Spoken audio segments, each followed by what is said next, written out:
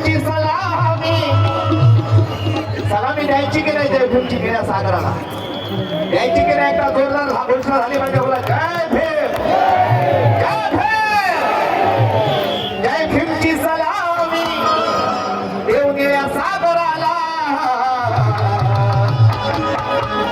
म्हणून नाव भीमाचं लावायचं नाव भीमाचं लावायचं की नाही? अरे लावायचं की नाही? चिठ्ठे आल्यात का चैत्य भूमीच्या चिठ्ठीवर टाकायचा नाव भीमाचं लावायचं चैत्य भूमीचे का करणार